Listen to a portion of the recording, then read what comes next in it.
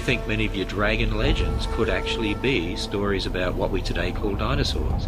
People would say that the dragon legends of old are obviously not true, but it's only obvious because of their preconception that dinosaurs died out so long ago. But when you have this universal theme right across the globe, many different continents, many different cultures, and over a vast span of human history, then there's probably going to have to be some universal core truth there.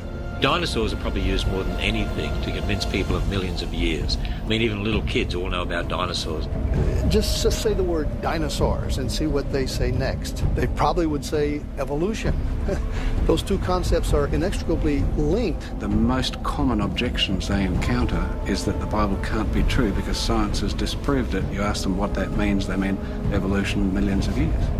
If the soft tissue means what it apparently means, and that is that dinosaurs were around recently. There was no dinosaur age where only dinosaurs lived, and it was millions of years ago. Once you topple millions of years, you have no time for evolution.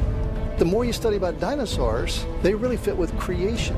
And the evidence seems to go with humans encountering dinosaurs, and not very long ago.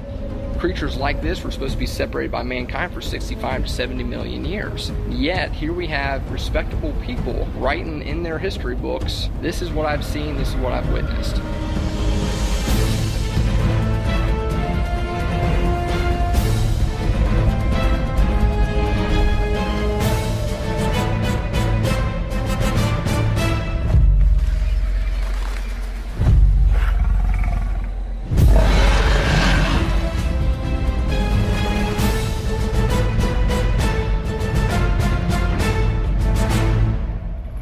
Why are you picking that one?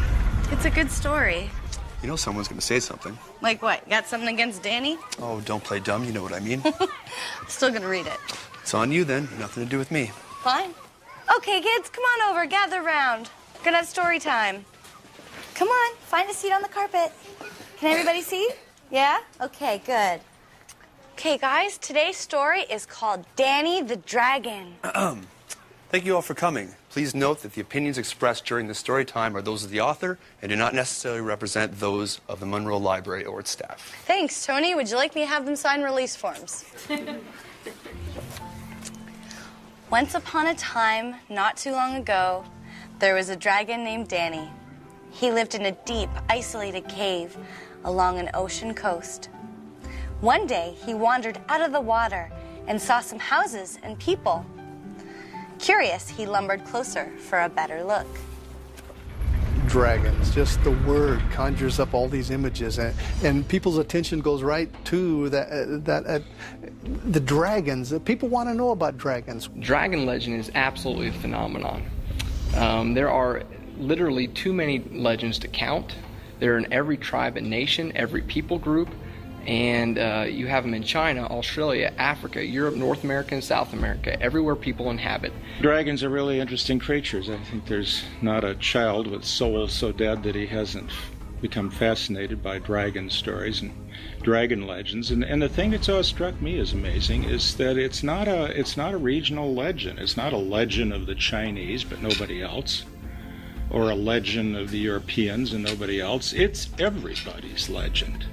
Now, a legend is, of course, a legend. It's a fairy tale. But is there, in fact, most anthropologists will tell you that whenever you have a legend or mythology, that there's usually something that happened that started that myth.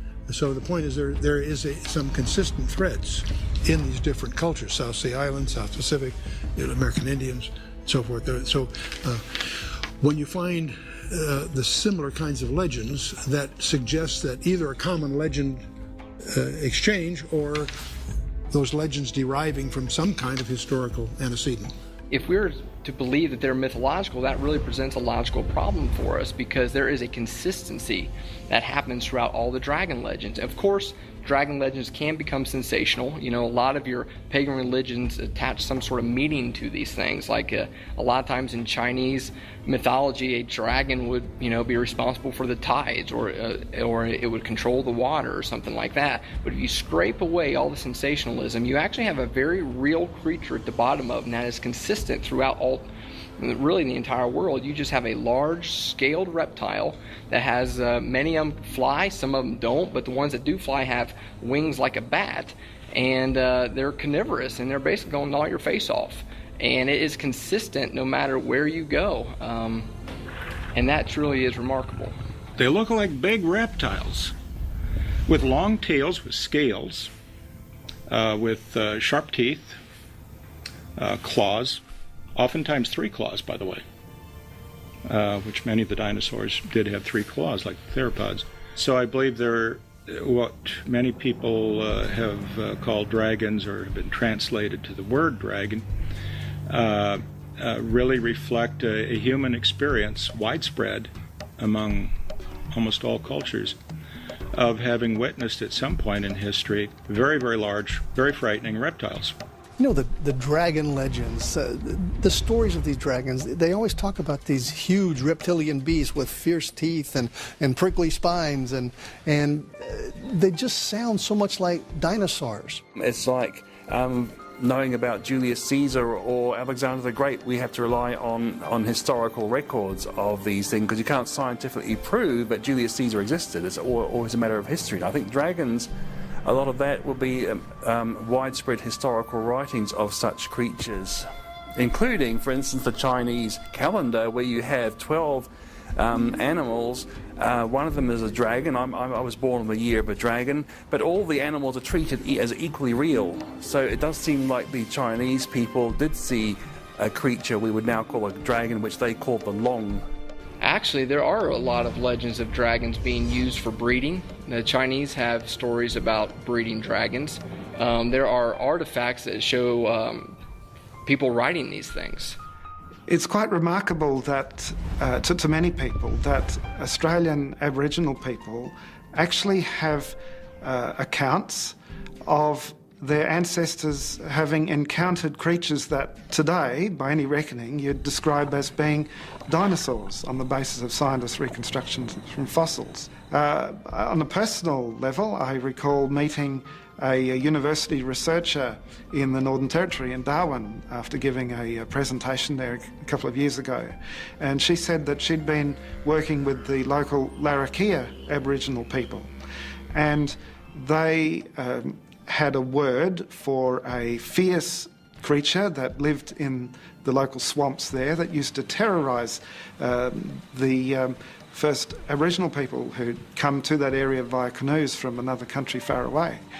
And when this university researcher said to them, "Oh, that word obviously means crocodile," the Larrakia people responded, "No, we've got a different word for crocodile.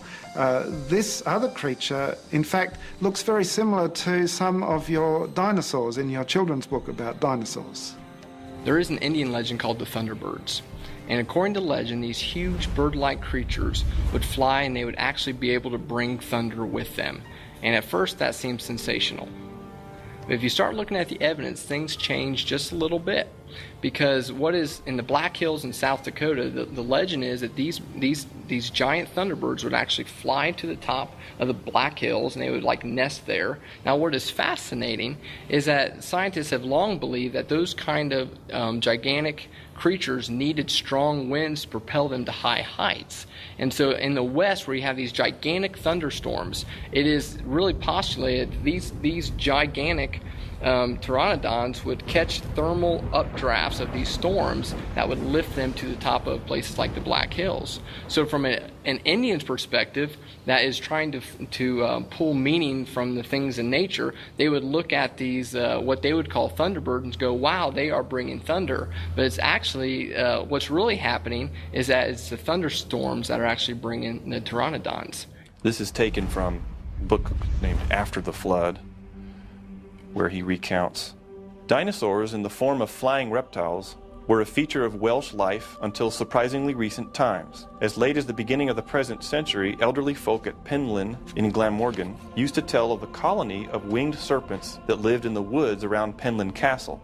As Mary Trevelyan tells us, the woods around Penllyn Castle, Glamorgan, had the reputation of being frequented by winged serpents, and these were the terror of old and young alike. An aged inhabitant of Penllyn, who died a few years ago, said that in his boyhood the winged serpents were described as very beautiful.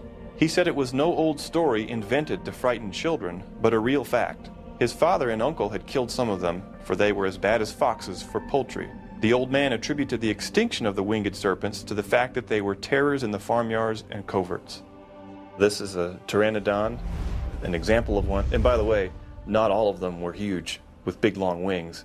And in Beowulf, it describes two different kinds. One which had massive, huge wings, which we know existed from fossils, 30-foot and more wingspan. But there's another kind of winged serpent that was smaller, but it was just as much a pest. Not just in Beowulf, but in England and to the North American Indians and Central American Indians, etc. Interestingly, there's a Scandinavian king called Beowulf, and there's a very famous poem about his exploits.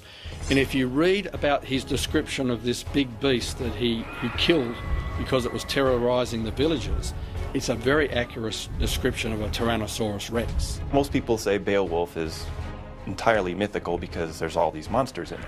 But if you read Beowulf, the poem, it doesn't say fairies and magic elves. It's talking about the Grendel. It's talking about a bipedal monster with giant mouth and big teeth that ate people, just like we might imagine a pteropod dinosaur might do. In the Agat National Park in Nebraska, there are these structures in the side of the rocks called Devil's Corkscrews. And for years, scientists thought that the plants or some sort of plant created these spiral structures that descend from the surface down about 6 feet. But it was not until they started excavating them that they found these little fossils of beavers at the bottom of them, and they found out that these beavers made these wild corkscrew lodges in the rock. And evolutionary timelines would put this beaver to be extinct about 30 million years ago.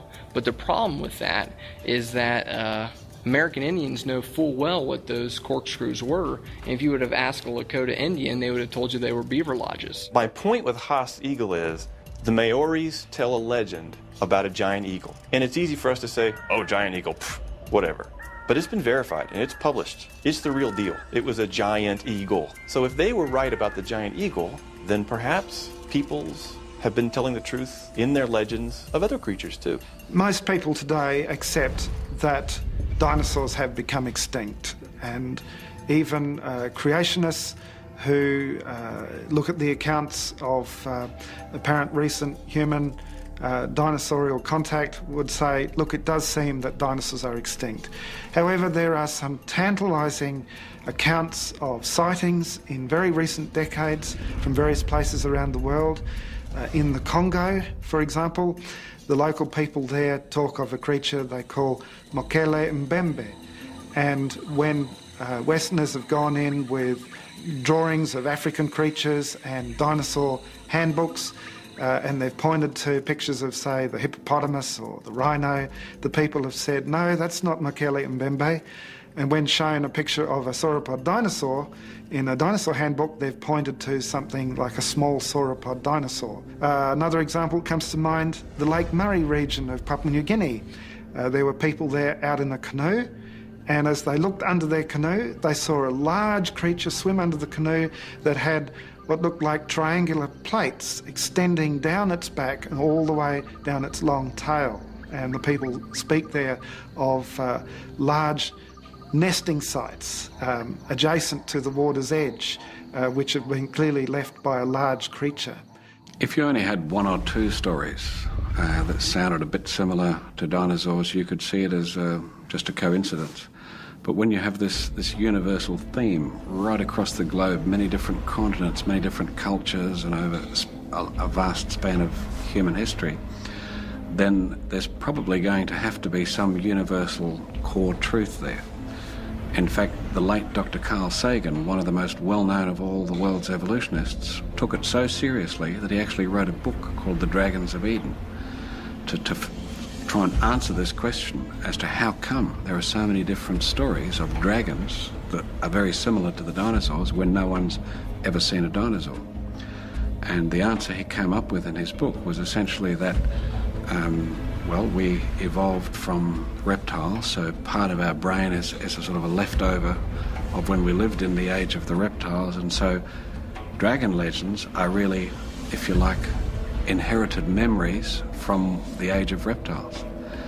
Now, there was an embarrassed silence from many of his evolutionary colleagues because, of course, there's no scientific credibility to the idea that memories are inherited. You know, that you might remember what some ancestor did when he was serving Cleopatra or something like that. But the importance of that little account was that one of the world's leading evolutionists took this issue so seriously that he tried to explain it, even though he didn't do a very good job.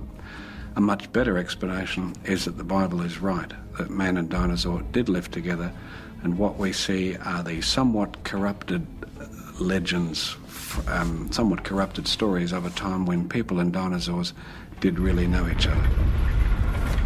Some people saw Danny coming. He was huge with scales and a long tail. They ran away screaming, "Dragon, dragon, run for your lives!" Danny yelled, "Come back!" But it just sounded like, "Roar!" This made everyone run faster. Stories about Danny's huge teeth and claws soon spread across the land. If these really are stories based on memory, that means that at one point in time, man did see dinosaurs. In National Bridges National Monument, Utah, there's actually some carvings, petroglyphs, done by the Indians that even an evolutionist in an evolutionary textbook says looks like a sauropod dinosaur. And we've actually had a team go out there, they've seen it, photographed it, did a wax cloth impression of it, and it just looks like a sauropod dinosaur. But of course the evolutionists would say, well, no, it must be some mythical animal. Why? Because dinosaurs didn't live with people. Well, how do you know that? And so to me, that sort of evidence, when you look at your dragon legends, many of the descriptions of those dragons actually fit nicely what we would call dinosaurs. And many of your dragon carvings, for instance, that you see, dragon paintings around the world, they look like some of the dinosaurs that we would understand existed from the fossil record. The exact date was 1186 AD. And it's a stone temple. It's in the Angkor Wat temple complex around Cambodia. And in a jungle area. There's a number of stone carvings of things that are familiar to us today, along with Hindu and Buddhist mythology. And very distinctively, there's one that looks very much like a stegosaur, as reconstructed from fossils by scientists. And the question becomes, how did the people who carved that stone 800 years ago have carved so beautifully a stegosaur without having had any knowledge about what's in today's encyclopedias? And the clear conclusion is they were familiar with those creatures because they were alive at the same time. Unless it was living, how could they get its anatomy correct? They had to see it in order to reproduce it correctly. And that's just one of over 80 instances around the world in every single continent where it's been found that humans and dinosaurs have coexisted because the humans have reproduced dinosaurs in one art form or another. There's a cathedral in the UK, Carlisle Cathedral, which has been there a very long time. And one of the bishops buried there 600 years ago has, on the brass trimmings around his tomb, a number of engravings of animals, many of which are familiar to us today, but there's also some that look very much like sauropod dinosaurs. In fact, any 21st century child would immediately recognise them as being sauropod dinosaurs. And so when we think about the evolutionary view that says dinosaurs became extinct 65 million years ago, and then we look at these sauropod dinosaur engravings on this 600-year-old tomb, how did they get there? The oldest artifact that we have, period, is an Egyptian slate that commemorates an Egyptian king. And Hierakonpolis slate is one of the names given to this artifact. And on one side it shows him grasping the head of his recently defeated foe and about to chop the head off. So it's a slate saying, look how great I am. And on the back, it's got some Egyptians with ropes around necks of two great sauropod looking, I mean, they look just like a children's book with a Apatosaurus on it or something, necks intertwined. And we have this motif repeated on two different, totally different places, separated by hundreds of years. Obviously, if there are engravings of sauropod dinosaurs which are hundreds of years old, prior to any scientists' reconstructions of fossils, the only way that we could say that they could have done it so intelligently was if they had viewed the creatures for themselves, or at least had access to sketches or drawings or descriptions made by eyewitnesses of those creatures at around that time. As some people look at the fossil record, as some people look at evidence that humans and dinosaurs lived at the same time, they see pictures, they see drawings, they see carvings, they see work in metal and weaving of individuals that have actually reproduced dinosaurs. And the American Indian is one of those groups that has done that, especially in paintings and drawings. Adrienne Mayer, first of all, if we talk about what she's done on this, I think we ought to give her credit for doing a tremendous amount of research. And when I say data, I mean legend after legend after legend after legend of descriptions of the same kinds of creatures that were giant, terrible lizards.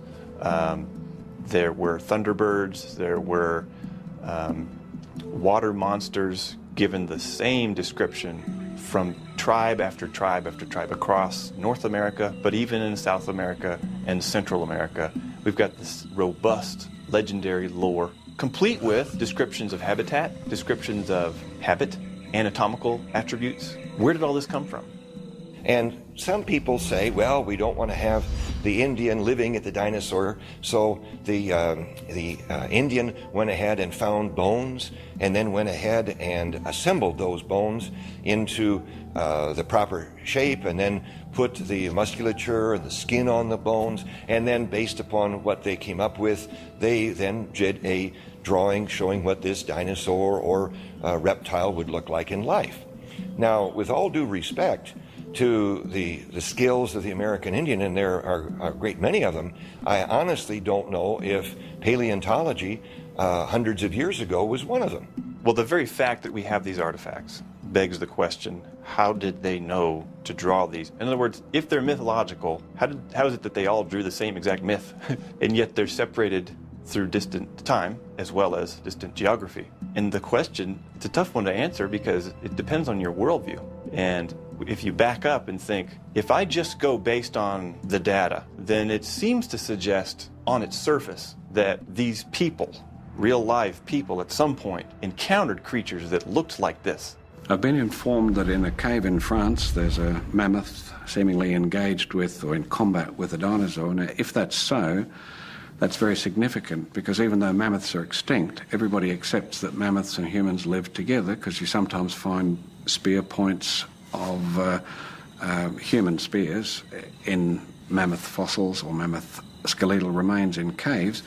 And of course there are many drawings of mammoths by people and everybody agrees they're mammoths. So if mammoths and humans are together and you see a picture of a mammoth and a dinosaur together, then obviously dinosaurs and humans were together too, which of course evolutionists say is impossible. American Indians had this legend. They called this creature the grandfather of the buffalo. And, that's an interesting description because you're like, okay, what would a grandfather buffalo look like? Obviously it would have long hair, it would look like a buffalo, but they said it was much, much, much bigger.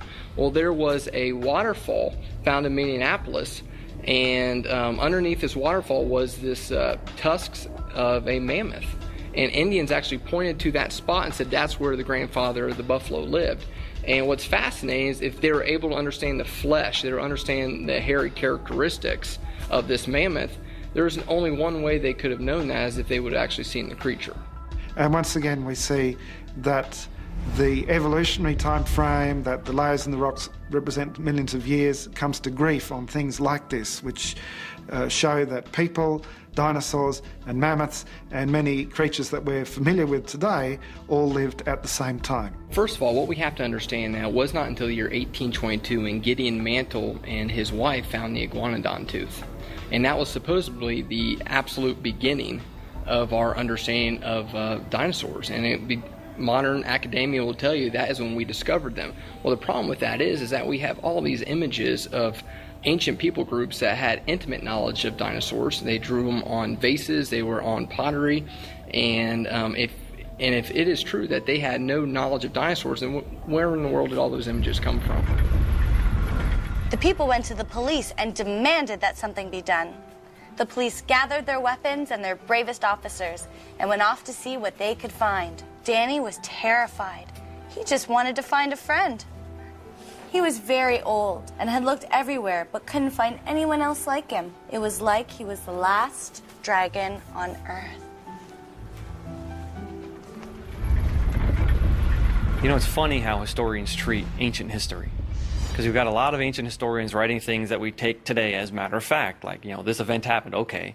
But then when they start talking about some other things that they believed were true, historians will just discount it. Like, you know, Marco Polo's writing about dragons, Alexander the Great is talking about his giant lizard that frightened his army.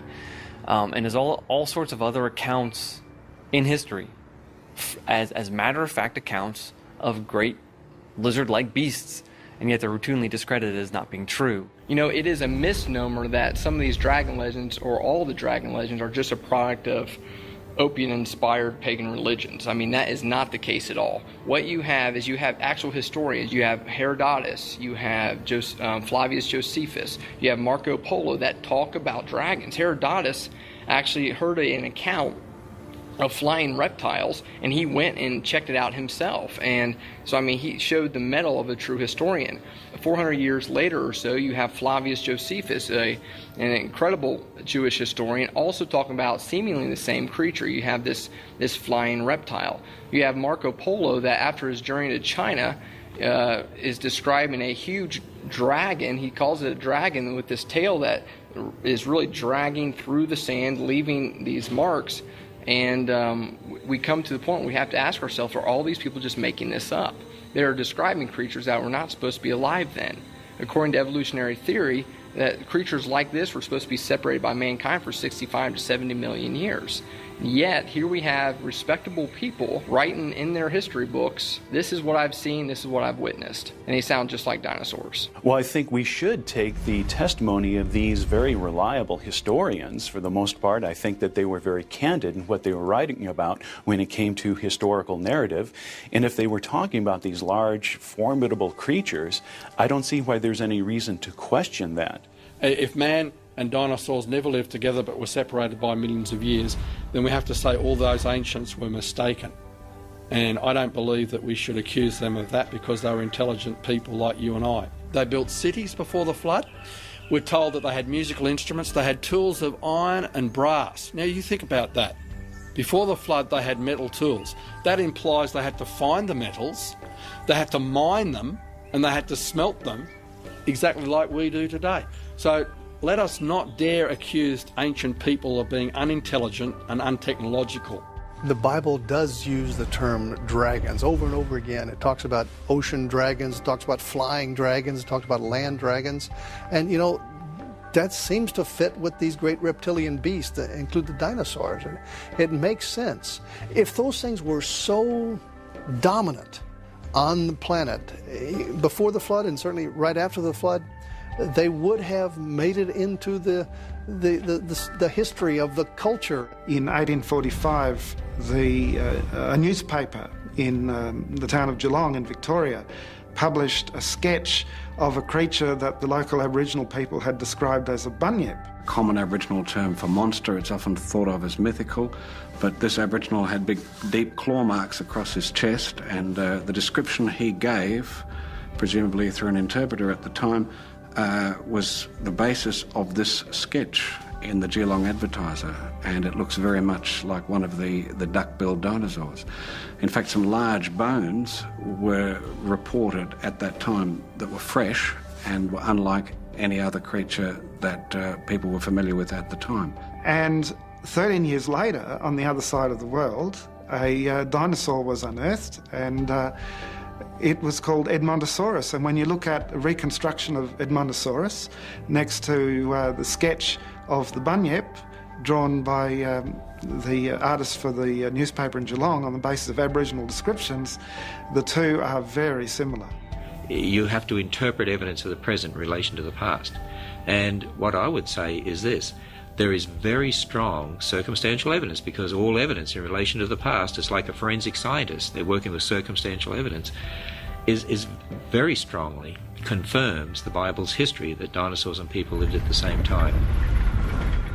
With so many people hunting him, Danny had to hide. As he rumbled back toward the ocean, he passed a man with 2 daughters walking along the beach. Instead of running, they just stopped and stared in shock. Danny said, "Hello, how are you?" which sounded like a ferocious roar. We think many of your dragon legends could actually be stories about what we today call dinosaurs. The reason why you don't find the word dinosaur in the Bible is the same reason why you don't find words like computer or locomotive, because all of those words were invented in the English language well after the Bible was translated into English. The word dinosaur wasn't invented until 1841 by Sir Richard Owen, who was head of the British Museum. Before that, words such as dragon were used in the Bible. The King James Bible was first translated into English in 1611. So the word dinosaur is a modern word. There is a distinct philosophy that is able to be identified when you look at the King James Version of the Bible that was first printed in 1611 to the more modern translations in the English language like the ESV. In 1611, they used the word dragon 35 times. In the Old Testament alone, they used the plural word dragon 16 times. But if you look at the ESV today, they use the word dragons in the plural form 0. And what is very clear to see is that whenever dragon is used to refer to a real living, breathing creature that walks upon land, the ESV has decided that that is not a word that can be used. Most of the time they replace it with jackal, which is like a little hairy dog. Now that is a big discrepancy between a small hairy fox-like creature and a big gigantic reptile-like creature. And what you see is that the evolutionary mindset has seeped into so many things that we have even our most conservative Bible theologians look at dragons. They do not make the connection between dragon and dinosaur, and they have the idea that, wow, dragons aren't real, and so we have to protect the inerrancy of the Bible. Most of the people believe that dinosaurs died out 65 million years ago, and therefore humans couldn't possibly have seen them because they haven't been around that long. So it's a case of a faulty view of history with this millions of years imposed upon it, which means they have to try to explain away human encounters with creatures which we would call dragons. But sometimes we treat God like he's a little old lady that needs help crossing the street. No, I believe that God said what he means, and he means what he said. So if dinosaurs and dragons really are one and the same, one might actually ask, well, why did dragons fade into mythology to begin with? And that's a really good question. So you had all cultures in the world essentially passing on stories about big lizards. And over time, those stories get corrupted, they get distorted. It's a fish story of the day, they get this added or that added, and all of a sudden they become magical and they cast spells in at least a modern fantasy literature. It was not until around the year 1800 that a French scientist named Georges Cuvier started to publish his findings that the extinction of a species was actually possible. Before that time, no one thought that species could go extinct. They actually thought that God had a kind of a supernatural preservation on all the species of the world.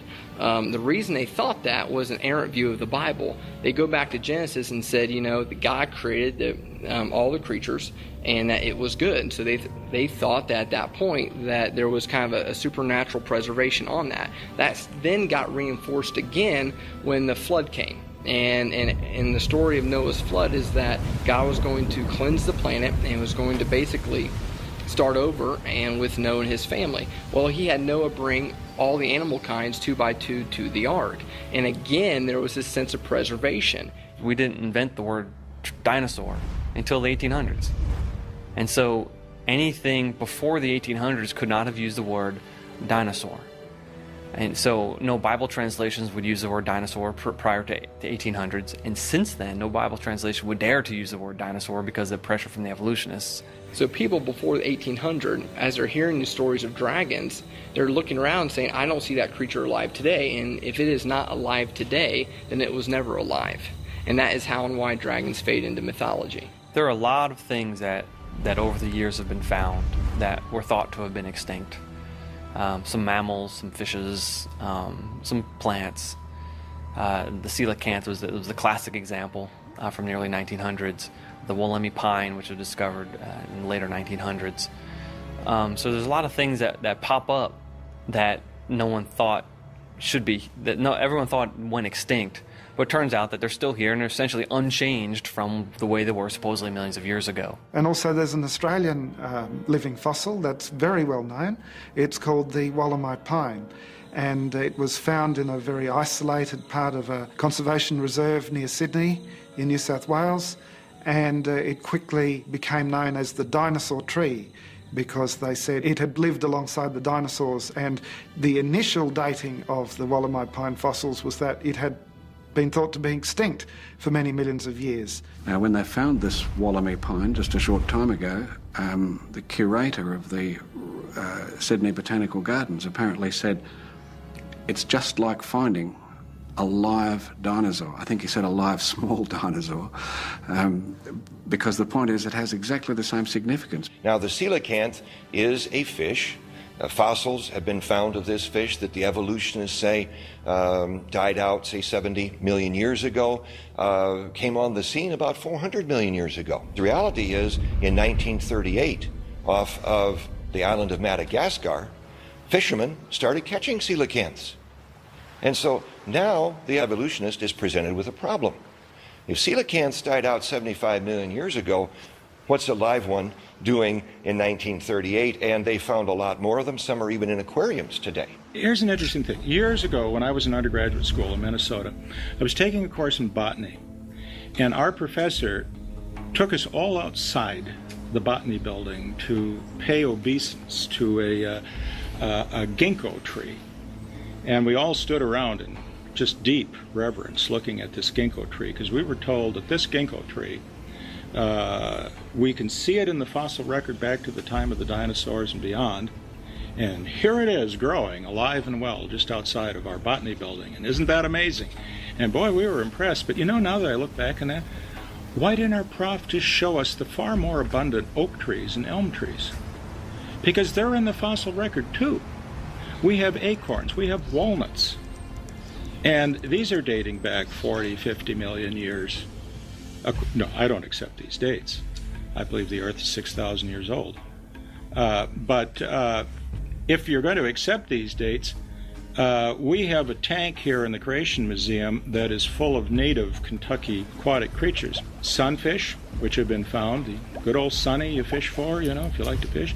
They were around back, according to the fossil record, 40, 50 million years ago. Garfish go back at least as far as the dinosaurs. We have the short-nosed gar in the tank. Turtles, 120 million years. Bats, 60 million years, 50 million years, and they look just like the bats do today. Amber is what I call a time capsule. It is some amber is supposed to be up to 50 million years old, and quite a bit of amber has what are called inclusions in it. Now, inclusions can be insects, they could be water, they could be oxygen or air bubbles, if you will. And the reason I call amber a time capsule is, lo and behold, when we find, for example, ants and termites, we've even found the pine bark beetle that is decimating the forests in the Rocky Mountain West. These animals, or these insects, if you will, are exactly the same as what we have today. The Jurassic shrimp was supposed to become extinct during the Jurassic time, and yet they're alive and well and just as delicious today as back in the alleged evolutionary past.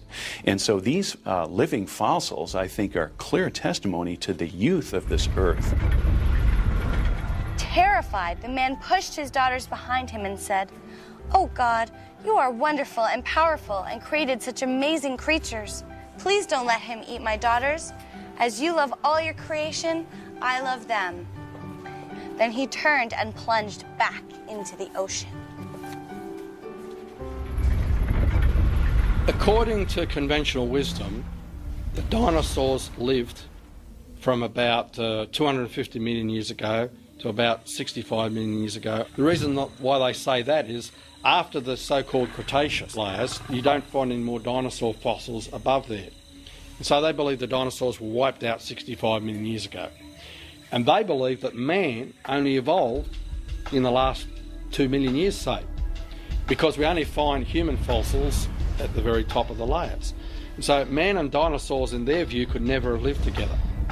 because they would be separated by over 60 million years. An evolutionist would look at the fossil record, and they would, based on their idea that the Earth is ancient and that the present is the key to the past, and they would look at natural processes which act very slowly, they would say, therefore, the fossil record must have accumulated very slowly. And because it's such a slow process, it's actually, you can look at it and look at different eras of time. And so in this section, these fossils are buried. That means that these fossils are alive at one point in time. And then if there's a layer that appears above that, well, that must be a later period of time. There's a different set of fossils being buried there. That's a snapshot of a different period of time. And then they build this very elaborate tree structure of all of life, and they build this very elaborate model of the geologic record. Well, basically what they do is look at the sedimentary rock units in the Jurassic layer, and they find some dinosaurs there, and they say because we find dinosaurs here, this particular layer is at least 70, 75 million years old. And so it is a tautology where they date the fossils by the rock layers, and they date the rock layers by the fossils that they find in them.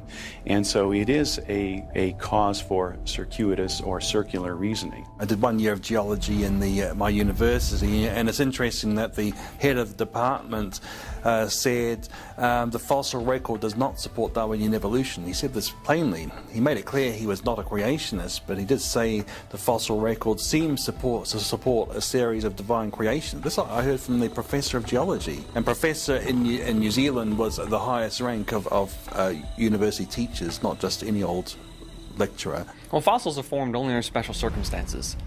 I'm a marine biologist. I'm a scuba diver. I lost count after about 500 scuba dives. And it's funny because most people think marine biologists study whales and dolphins, but really most marine biologists study worms and bacteria and mud. And so in my life, I've studied a lot of mud. I've dug mud in lakes, rivers, and streams all over the southeast. Looked at the sediments all up and down the Florida Keys, over in the Bahamas, in Belize. One trip to the South Pacific, which was very nice. And all that digging and all that sand and all that dirt and all that mud, I've never found a fish skeleton. I've never found an incipient fossil. I've never found something that was being fossilized. Because fish, when they die, when they finally do hit the bottom, they're eaten by everything. And usually they're eaten on the way down. And so their bones tend to be scattered all over the place, and their flesh is destroyed. And even if they land in the mud, the bones dissolve over time in the water, made of calcium carbonate, is soluble in seawater. It takes special circumstances to make a fossil. And most of those circumstances are met by Noah's flood, where you have a very rapid amount of sedimentation. We have lots of fossils being buried very quickly, being sealed off away from oxygen, and then being impregnated by the minerals that dissolved in the water that can recrystallize inside those bones, prevent them from dissolving away, and you get a fossil. I believe those dinosaurs were buried in sediment at the time of Noah's flood, which would have been about 4,000 years ago. So either at the time of the flood or at some point after the flood, during the runoff, because all the dinosaurs that we know of, with rare exception, are buried in water-deposited sediment. As Ken Ham says, if there really was a worldwide flood, you'd expect to see billions of things buried in rock layers deposited by water all over the earth. And what you really see are billions of dead things buried in rock layers deposited by water all over the earth. And that is certainly true of the dinosaurs. And when you read about them, they always are described as having wandered too close to an inland sea or lake, and maybe got a little tipsy and fell in. And before their flesh could rot, before scavengers could eat it, they became encased in a very cementatious rock. This isn't going on today. I have rabbits and squirrels in my backyard. I don't know what happens to them when they die. I've never seen any little rabbit funerals or anything like that. And I'll tell you, they're certainly not making fossils. You can't get a fossil if a dinosaur died in the forest. It's going to rot away and get scavenged, and you can see that in the farms today. You don't see sheep and cattle's fossilized, and you have to bury them quickly. And when you have something like a global flood, you're going to bury lots of creatures, and that's why we find lots of fossil dinosaur graveyards where they've been washed in, like the Iguanodon graveyard, which makes sense if you've got a huge catastrophe, a watery catastrophe. And of course, when you have a watery catastrophe, you don't need millions of years to explain the rock layers either. Right behind me is what is called a polystrate fossil. Poly meaning many, straight meaning strata. So here's a fossil that is straight up and down, going through many layers of strata. And what is significant about that? Well, first off, the conventional wisdom around here in the Hell Creek Formation is that it could take 1,000 years, a centimeter, to lay down all of the sedimentary deposits. Well, is that polystrate fossil behind me going to wait around for 100,000 years while slowly all of the sediment is put in around it to hold it straight up? No. It's going to decompose, it's going to fall over long before that happened. It had to have been done very, very quickly. There are some fish fossils that I've seen with exquisite preservation. All the scales, all the fins are intact. The fish's mouth is closed. His gills are closed, which is an indication that he's buried in squish. In fact, the streamlines around the fish in the mud, it looks like he was struggling and trying to swim as he's being buried. We've got abundant evidence of rapid fossilization. There's some three-dimensional dinosaurs that are preserved where a dinosaur is crouching down and yet he's covered in mud, and the only way to do that is if the mud is accumulating so quickly that he's literally suffocated in the mud, because if he had died he would have fallen over, or at least would have laid down flat. But no, he's crouching, the mud covers all the way up above his head. And Mount St. Helens is certainly an excellent example, because we saw things happen there that blew geologists' mind. May 1980, the eruption of Mount St. Helens, and the next, in that major eruption and subsequent ones, up to 600 feet of rock layers, new material was deposited around Mount St. Helens. And at one particular level, we find a 20-foot horizon that was produced on June 12, 1980. We know the day and the year because people were there to observe it. So it's testable. You know, we've got reliable eyewitness accounts. But within that 20-foot thick layer, we have multiplicity of small layers, alternating coarse and fine-grained layers. Now, a geologist normally looking at that with a millions of years belief system, we call it mental glasses, looking through the idea of millions of years, who would have thought that each of those little bands would have taken thousands of years to accumulate, or alternating yearly sequences, and so the whole sequence, hundreds of them, would have taken hundreds of years. But we observed it to happen in just one day. The rock layers are not a sequence of age, but a sequence of burial. Taking their age interpretation, they shouldn't be, the coelacanths have died out. Yet we know they're living today. People will ask, why are there no dinosaur and humans fossilised together? I would ask, why are there no coelacanths and whales fossil together, even though they live in the sea together? It's because they just weren't buried together. Now, how do you explain that? By slow and gradual processes with little local floods over millions of years. Now, only a global flood can explain rock layers with marine fossils up on the continents that were catastrophically deposited and buried that swept right across the continents and between continents. I mean, the evidence is crying out for catastrophe. It screams Noah's flood, it therefore screams a young Earth. You know, radiometric dating is seen as the linchpin of the evolutionary age of the Earth. They say, all these radiometric dating techniques show the Earth is ancient, so how can you believe in a young Earth? Well, actually, what I do is I appeal to known lava flows. Go to Hawaii, sample a lava flow, sample some basalt that's come out of the Earth, bring it back to your laboratory, tell me what age you measure. It's not going to be 0. It's not going to be even a few thousand years old. You're going to get an old age. It doesn't matter what technique you use. So what that does is that takes the idea that you can measure the difference between the daughter product and the parent product and calculate an age as if there was a clock. That discredits anything that's using the assumption that there's 0 daughter products. Well, I was involved in a project called the RATE project, RATE. It stands for radioisotopes and the age of the Earth. It was an acronym that we put together to describe so people could quickly identify what this project was, and it was conducted between 1997 and 2005. And we got some exciting evidences that confirm that the conclusion we came to was that the nuclear decay rates, radioactive decay rates, had been grossly accelerated at some time or times in the past. At some event, the decay rates had been accelerated, that had been speeded up to such an enormous extent that you could essentially have hundreds of millions of years worth of nuclear decay measured by the rates at which they occur today, all of that happening within a few thousand years. So one of the best examples we came up with, well, there are several good ones. There were tiny crystals found in a granite in New Mexico from a drill hole. And essentially, when uranium decays to lead, the parent decays to the daughter lead, the byproduct is helium. And helium gas it's chemically stable.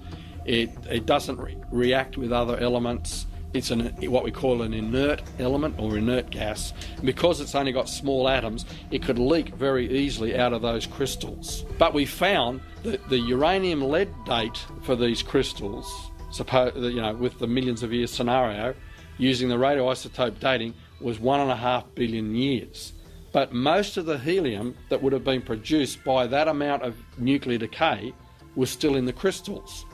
So we made predictions. Then we sent the crystals to a well-recognised laboratory who was well known for doing that work to actually measure the rate of leakage. And where did it fit? Exactly on the 6,000 year prediction. In other words, while the uranium to lead clock had ticked at the rate of 1.5 billion years, that's 1,500 million years, while uranium had been ticking through that rate, helium had been leaking at a different rate. That means because we know of the law of leakage of these atoms, well-known physical law that we can reproduce in the laboratory, that was a far more credible age determination method. There was some basalt flows that erupted on the rim of the Grand Canyon, flowed down into the canyon all the way to the base of the canyon. That means that the lava flow is younger than the canyon, younger than the uppermost sediments, and yet that lava flow dates to millions of years older than the canyon itself. It really raises the question, how do we know that these techniques are valid? We've got other lines of evidence. There was about 3 or 4 lines of evidence that we found that all pointed in the same direction, that the assumption of nuclear decay rates always being constant at the rates we measure today isn't true, that they were accelerated in the past, and that means the clocks can't be trusted. We have done carbon-14 dating on coal and diamonds, which are hugely old. Diamonds are supposed to be over 1 billion years old, and yet we find carbon-14 in them. Now, hang on, carbon-14 would have long just decayed if it were that old. One of the discoveries that has really rocked the evolutionary world was made by Dr. Mary Schweitzer and Dr. Jack Horner from analyzing the interior, the bone marrow, if you will, of the thigh bone or the femur of a T-Rex that was excavated back in 2003. Their report was published in the March-April 2005 edition of Science Magazine, a very prestigious, peer-reviewed science magazine. And they reported, and to my left are pictures, just a few pictures, there's many more that were actually in the magazine. They reported soft, stretchable, elastic, snap-back like a rubber band tissue in that thigh bone. In addition, they reported finding red blood vessels that still had blood cells in them that were identifiable, and all of that would be impossible if this dinosaur died out 65 to 68 million years ago.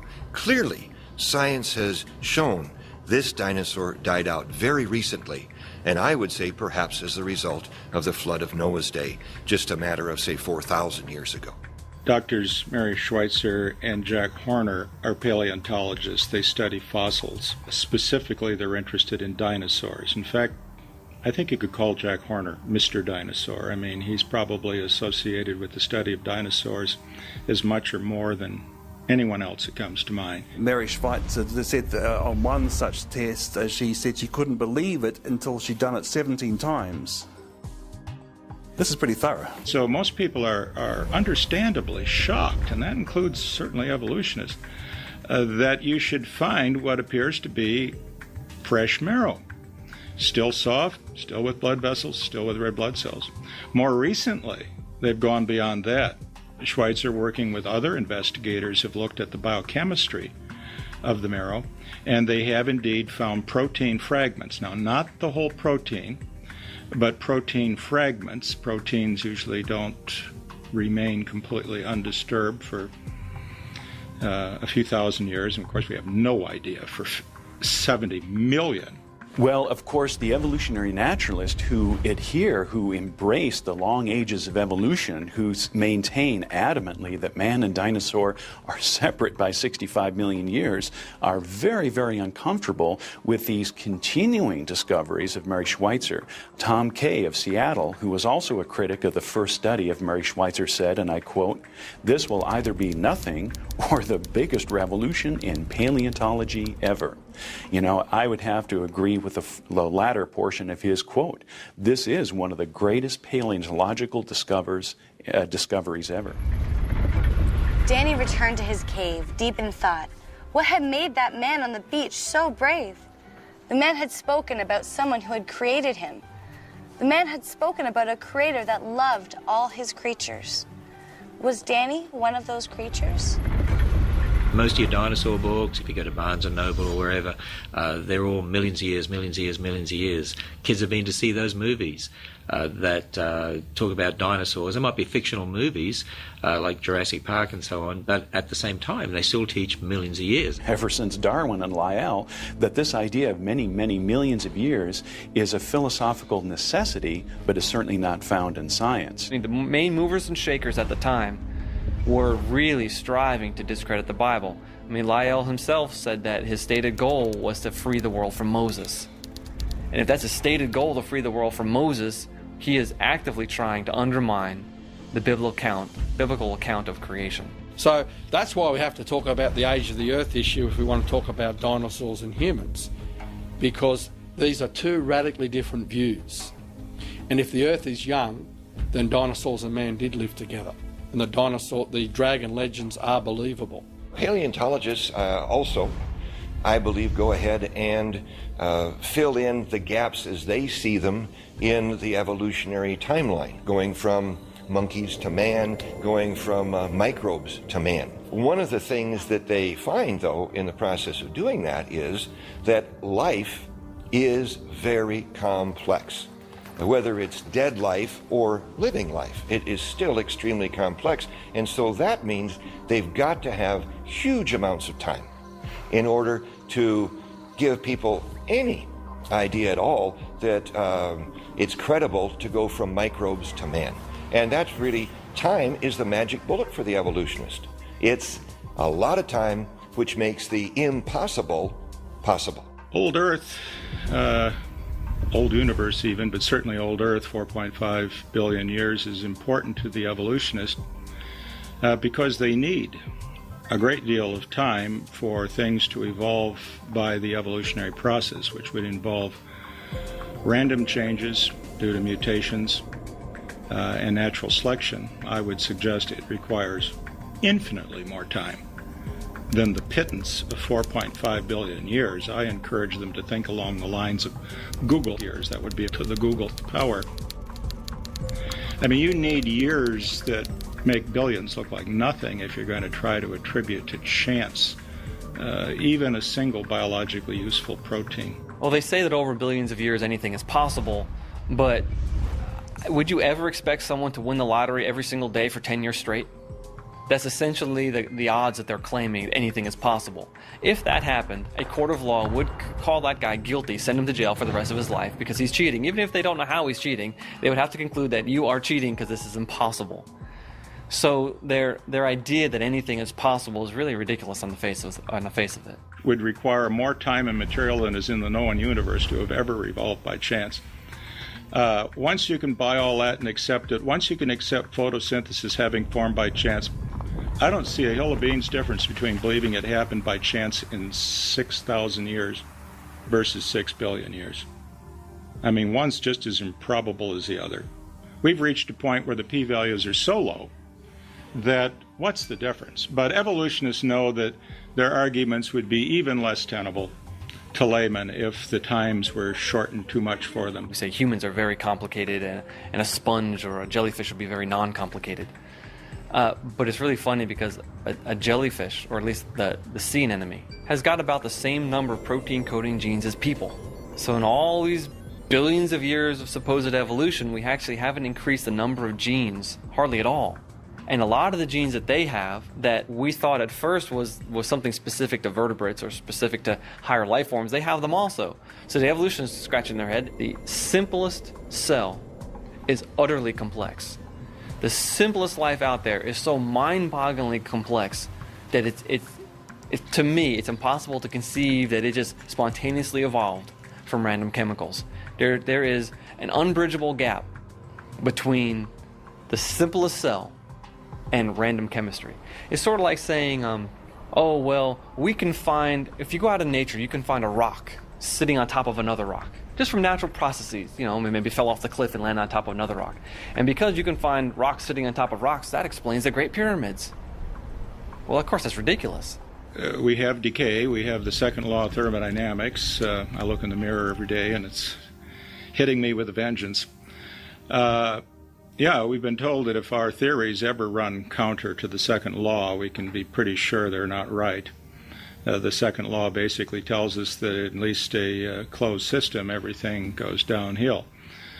Things fall apart. They don't spontaneously self-assemble over the long haul. The evolutionist tries to get out of this by arguing that the Earth is an open system, that energy keeps impacting on the Earth from the sun, and that this energy sort of drives the evolution uphill and causes entropy then to decrease rather than increase. This is really not a good argument. We know that energy is necessary for the assembly of complex things. That's true in an automobile plant. Without energy, the plant comes to a halt. But energy by itself is a necessary but not sufficient condition of, say, making automobiles. One needs information, you need programs, you need sequences. Things have to be done in a certain order. Parts have to arrive at a certain time, have to fit other parts. There's an integration of complexity. Energy alone is not sufficient to explain it. The Achilles heel in evolutionary theory is a lack of transitional species. There should be millions of transitional species. There should be tremendous numbers of transitional species between the major groups of animals, but there aren't. In fact, you've got the Cambrian explosion where all the major phyla of life, the biggest differences that exist, they just poof, appear out of nowhere with no transitional species. You've got Darwin saying that he's leaving it up to future generations of geologists to discover all the innumerable transitional species that must exist. But since the 1960s, the fossil record's changed by about 4%. So what they have is a handful of disputable transitional species. Those transitional species they use today were not the ones they used in the 1970s. It's not the ones they used at the 1925 Scopes trial. It's not the ones that Charles Darwin had in his day. Each transitional species seems to have a shelf life of maybe 10 years. And then it's kind of quietly shuffled off to the side, and they think of something else, and something else is brought up as a transitional species. I mean, you had the famous Evolution of the Horse series. Everyone remembers that, the little horse or the big horse. That's not found in the textbooks anymore, and if it is, it shouldn't be, because that's been routinely and soundly discredited.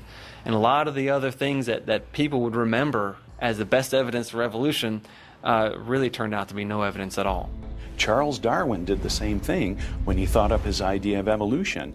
He saw that the facts of the fossil record did not line up with his theory, and so he made a very unscientific decision. He decided to hold on to his theory and ignore the facts. The same thing happened in the 21st century. Mary Schweitzer said in Discover magazine, April of 2006, quote, "I had one reviewer tell me he didn't care what the data said. He knew that what I was finding wasn't possible. I wrote back and said, well, what data would convince you? And he said, none," end quote. And so here's a perfect example of where people are saying, I have my unproved theory of evolution that spans many, many millions of years, where there's no creator, no designer, it's just time, chance, and natural processes, but the facts don't line up with it. I'd rather hold on to the theory than the facts. Many of the opponents of young Earth creationism point to young Earth creationists as being the enemies of science, that they don't think rationally and they actually stop good science being done. In fact, when you look at the really great breakthroughs of science in recent decades, very often you'll find those who made those breakthroughs were Christians and certainly understood the God of creation. I mean, who can we name bigger, more influential than Isaac Newton? He was a Bible-believing Christian. Pasteur, Kepler. I mean, We're not just talking about mere Nobel Prize winners. We're talking about people that opened up whole areas of science. Boyle, Maxwell, Faraday, George Washington Carver, Louis Pasteur, all of these men of science who are also men of God, who believe that in the beginning, God created. So many people think it's the religion versus science. No, it's the science built on one religion versus the science built on a different religion. And see, I start with the belief that God's word is true, that we have reliable eyewitness accounts of what happened in the past, therefore I build my science on that. Whereas an evolutionist has a belief in millions of years with no God, just everything happening slowly and gradually, and he builds his science on that. What most people have to decide which view is correct. The search continued for Danny, and the tracks he had made were easy to follow. Soon the authorities were searching the water, and Danny had to leave his cave and dive deeper and deeper. Somehow, though, despite not finding a friend, he didn't feel as alone as before. Someone out there must have loved him, enough to make him. He may be different, but he was loved.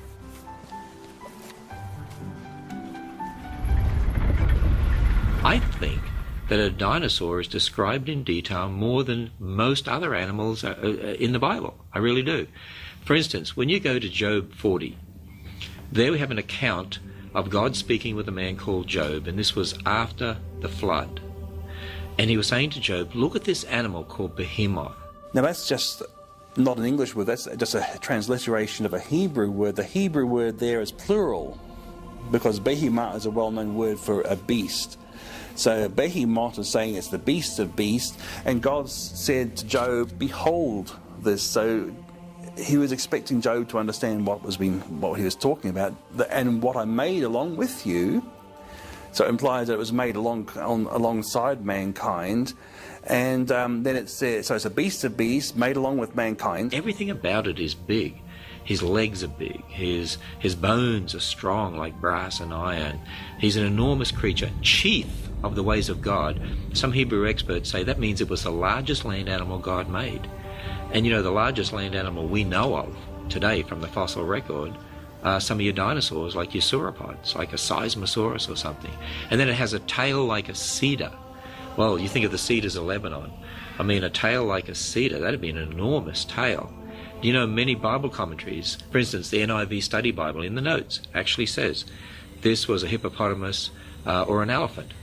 But a hippopotamus tail is like a little flap of skin.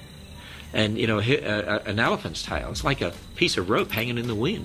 It's really difficult to know why many commentators, even conservative commentators, are unwilling to take the descriptions in the book of Job about this creature and to try to apply them to a hippopotamus or some other animal when the description doesn't fit. I suppose only they themselves know their motives, and the Lord. Is it that they're afraid of looking foolish or, you know, scientifically simplistic or whatever? But it is very clear that the description of the animal there in Job's book is not a hippopotamus. When we look at the description of that creature, it really does seem to fit with a brachiosaur or a patasaurus, sauropod type dinosaur. You read the description of behemoth while looking at a fossil at, say, the Pittsburgh Carnegie Mellon Museum of Natural History, and limbs like great bars of iron, you know. That's exactly the way it looks. Doesn't mean the bones were made out of iron. It means they were just like great big bronze tubes and iron tubes, and these big ribs, this immense belly, this big tail. I mean, we're clearly not describing a pussycat. This fits a dinosaur. Well, you know, Leviathan in Job 41 was not a dinosaur because technically the word dinosaur only refers to land animals. So we could say a dinosaur-like creature, if you like, that lived in the sea. The Bible describes it as a dragon that lives in the sea. This thing is about the size of a school bus and weighed 8 tons. And just as Leviathan is described as leaving a trail in the mud with, you know, potsherds, like shattered pieces of pottery, that's the sort of trail that a crocodile makes in the mud. But you're not talking about the crocodile that we know nowadays. If you look at this picture of a modern-day crocodile skull and this Sarcosuchus skull around it, you can see the vast difference in size. And it truly fits the description in the book of Job, where it talks about how, this sort of creature will just shrug off harpoons and arrows and laugh at fish hooks and things like this. And also, the book of Job describes as if it has rows of shields closely interlocking with no space between them. And it's interesting that the description of Sarcosuchus includes the many scutes that have been found, and these are like the big scales, and they are closely overlocking, and they're about 1 foot in diameter, these shields on Leviathan. It says that he breathed fire. Now, when people look at that, they say, well, now we know the Bible can't be trusted because that's just a mythical creature breathing fire. I say, whoa, wait a minute. Who says animals can't breathe fire? I mean, think about it. We have a little beetle called the bombardier beetle that can mix chemicals like hydrogen and hydrogen peroxide together and blast out hot gases at 212 degrees Fahrenheit to put a frog off its lunch. You look at the electric eel, the ability to electrocute. You look at the spitting cobra that uses a huge gust of air from its lungs to really create an aerosol type effect for its venom that shoots out and will hit the eyes of attackers or enemies.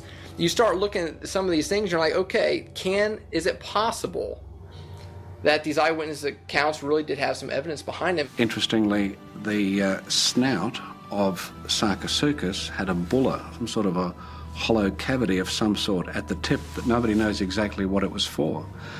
Could that have been for mixing of chemicals or some sort of a chamber, some sort of a chemical storage chamber for generating the fire and smoke that the book of Job also describes concerning Leviathan? We have the eyewitness testimony of these dragons in the world after the flood, which fits them being on the ark with Noah. When we're talking about dinosaurs and talking about dinosaurs as being on the ark of Noah, boy, immediately some people that don't believe that, their antenna goes up. They say, oh, dinosaurs are too big.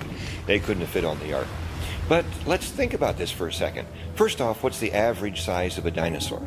The average size of a dinosaur is like a sheep or a goat.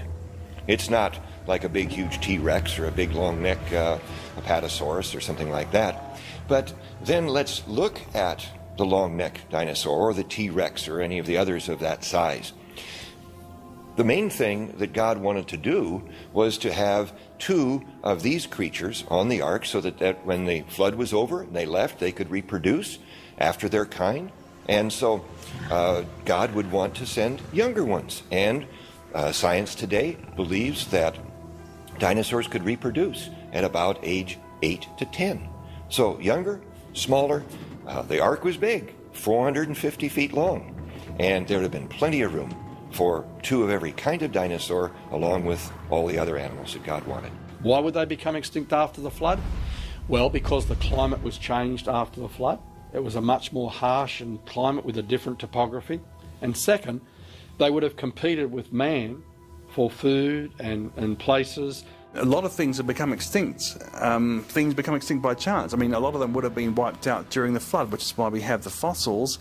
And the survivors, which the Bible says were on the Ark of Noah, a gigantic ocean liner-sized boat, they could have been hunted by man, which is why you have dragon legends of hunting dragons. And the Ice Age, which almost certainly happened just after the flood, would not have been good for large reptiles. Danny found a deep valley at the bottom of the ocean floor and dove down into it. It was murky and hard to see. He thought no one would ever find him here until he noticed 2 very large eyes peering at him. Out of the dark waters came another creature. To anyone else, she looked enormous and scary. But to Danny, she was gorgeous. He said, "I'm Danny, who are you?" Which sounded like, "Roar!" But instead of swimming away, she roared back, "I'm Lucy. I thought I was all alone." Danny smiled. Not anymore. Never again. And deep in the cold and dark at the bottom of the ocean, the 2 dragons swam off to live happily ever after. The end.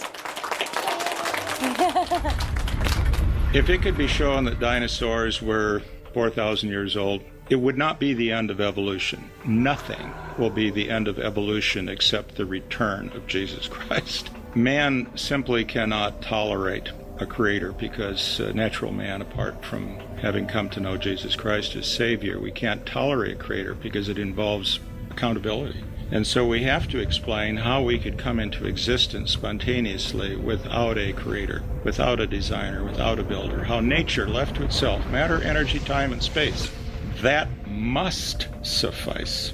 In fact, it's the whole philosophy of science nowadays. Scientists are no more objective than anyone else, and there's a worldview thing, because if the flood account is true, it means that God has judged sin, which means we're accountable to him, and that is unwelcome for a lot of people. It's not surprising to me at all that we are finding evidence of man and dinosaurs together, because if you take the creation account literally, then it says on the sixth day would have been the day that God created all of these animals, and man also. Therefore, they were concurrent. The dinosaurs didn't precede man by 1 million or 65 million years. They were on this earth together. Once you look at the soft tissue, combined with the evidence for man and dinosaurs or dragons having interacted, boy, it all fits together. The evidence itself really fits together. The dogma of millions of years isn't borne out by the evidence. Rather, the evidence is forcibly smashed into that dogma.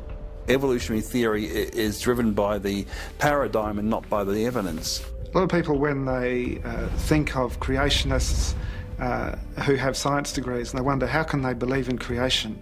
What they don't realise is that creation is a logical way of looking at the world we have today in light of historical account in the Bible. It all makes sense. Makes a lot more sense than from evolutionary perspective. The reason why we have the Appalachian Mountains and the Himalayas is because of the flood and all the upheavals that occurred in the flood.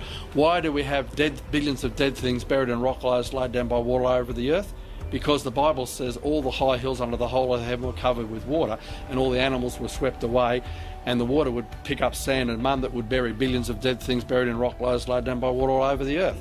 And so I hold to the view that the Bible tells us what happened in the past. We can test that, and we find the overwhelmingly the evidence supports that. I had actually, I guess, really felt that I was really something special, because I could tell God how he did it. I'd put God in a box and I'd say, yeah, God, you started out, but this is exactly how you did it. You used evolution. Now, when that was pointed out to me, it hit me right between the eyes. Boy, how arrogant. And then he started pointing out the evidence, much of the evidence we've been talking about today. And this evidence is just stacking up, proving that the Bible is true.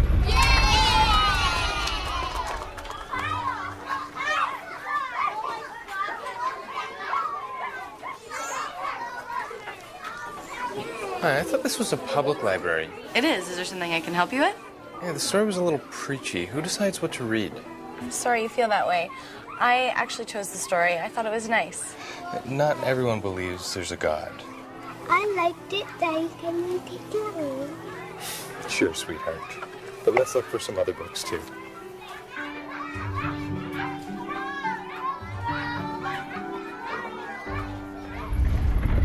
What's the point? I mean, why do you care how old this rock is, how old this fossil, how that animal got to be the way it is?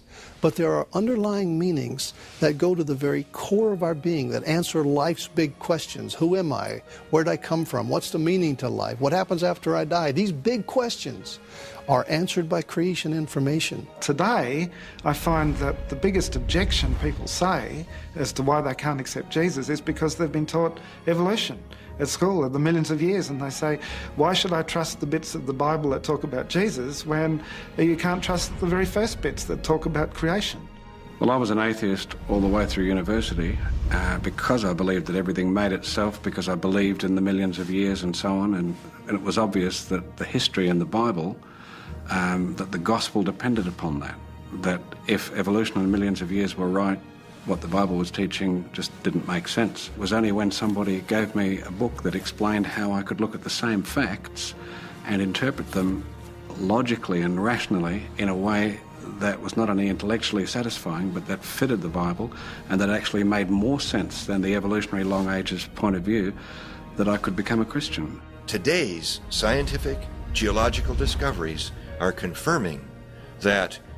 processes that used to be thought to take literally hundreds of thousands or millions of years can be done very quickly, which supports the sudden creation, it supports the flood of Noah's day, and is adding additional support to the true history of the Bible. Your knowledge about the Creator is testified by the creation itself. The creation is, the Scripture says, the heavens declare the glory of God. Whether you're talking about astronomy or microscopy, the frontiers of science bear testimony to design. And that design is sufficient to hold us accountable. The Bible is very clear that God is omniscient. He knows all.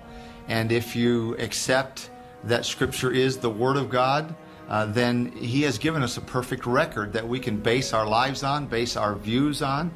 And therefore, because man's views are always changing, man's opinions have shifted down through the decades, centuries, even just from an experiential standpoint, it makes sense that we would rest our hope, our faith, our views on God's wisdom and not man's wisdom. You see, a court in a courtroom, a judge and jury are going to look for eyewitnesses, aren't they? If they want to re-establish what happened in the past at the scene of the crime, they can have all the forensic evidence they like, but the forensic scientists weren't there. They're interpreting what the blood stains might mean and what this, the gunpowder and the angle and all the rest of it, but they could be wrong. The judge and jury will determine the case from an eyewitness that was there who could describe exactly where the person was standing with the gun, exactly what happened when the gun was fired. You see, that's what we have with the Bible. The Bible is telling us who was holding the gun, who was firing it, what happened. The scientists weren't there. The Bible stands on its own, but from science, we can really establish that it's true. We can find confirmation of it. We can find the evidence that it really did happen just that way. And so when I go and test that, I see there is evidence in God's world that supports God's word. The point is the Creator Himself, who did all this, entered His creation and fulfilled a mission that we were unable to fulfill for ourselves. And He did it on our behalf. That's the staggering discovery that awaits the person who's seriously interested in trying to find out what it's all about. The science we present is in order to remove stumbling blocks from people listening to the gospel message. We're not saved because we believe in Genesis 1:1. We're saved because we believe in Jesus Christ. It's by faith alone, in Christ alone, by grace alone. Think about how contrary evolution is to Christianity.